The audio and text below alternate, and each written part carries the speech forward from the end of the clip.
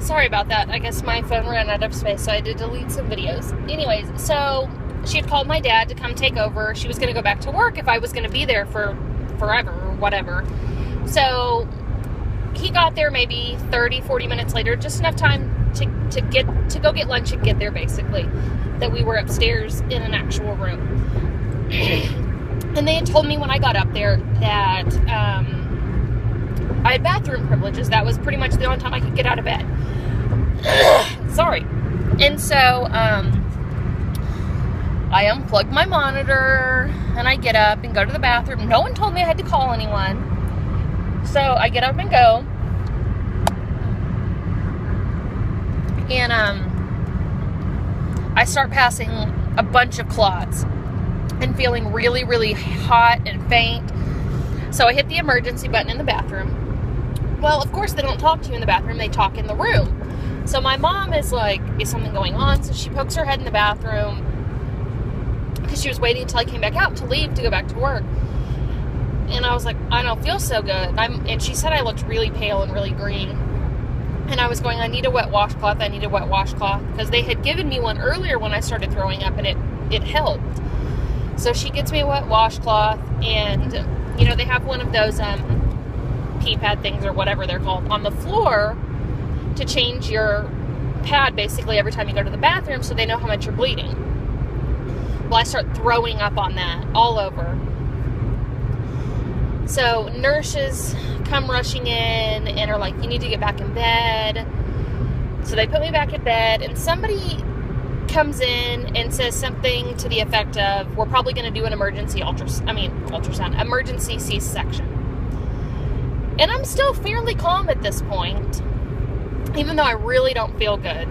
And normally I'm like the one that's freaking out. Oh, when I was in the bathroom, I had started crying. And my mom asked me why I was crying. And I said, you know, I don't want her to come out. I want her to stay in there. I know she needs to.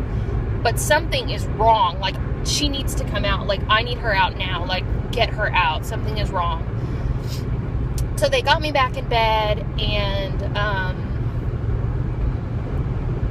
they went to put some kind of medicine or something in my IV that they had put in downstairs, and triage is on a different floor than delivery. Anyways, so, and my IV blew. So they try to get another IV line, and it blows. So they're working on getting an IV line, and the anesthesiologist comes in, and he's asking me all these questions, and so I'm answering his questions, and they must get an IV in at that point and give me something. They must have given me something to, like, make me sleepy or loopy or whatever, because we go running down the hall to the OR, and I had done my hospital tour like a week or two earlier, so I knew that it was all on the same floor. It was very close, and I really wasn't that worried at this point still. And I knew that they were going to knock me out. I wasn't going to be awake. I had told my mom was still there. She'd never left because everything kind of hit the fan before she ever went back to work. I was telling her, just go with the baby, stay with the baby, because Chris wasn't there, and she had called him and told him he needs to get there now. And then they said, no one's going to be in the room with you anyway, so just tell him to be safe and to drive careful. And he had both the kids with him too. So we go running down the hall, and we get to the OR, and it is freezing. I don't know what they put in my IV, but it is freezing, and I'm basically naked anyways, because, you know, they're trying to prep you and strap your arms down and all that stuff. And one of the nurses was asking me, what's her name? And I said, her name's going to be Harper.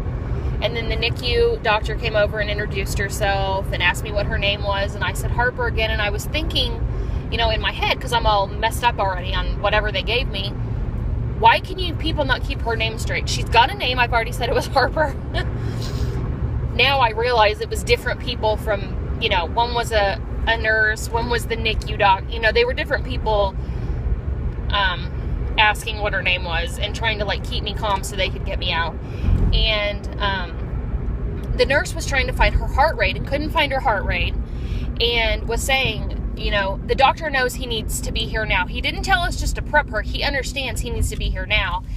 And that's when I see him in the doorway, and And he's like, I'm here, I'm scrubbed, I'm already here. And she's like, okay, good. And he comes over and takes the Doppler, and he pretty much throws it at a table, like bounces off the wall, lands on the table. And he was like, we don't have time for this.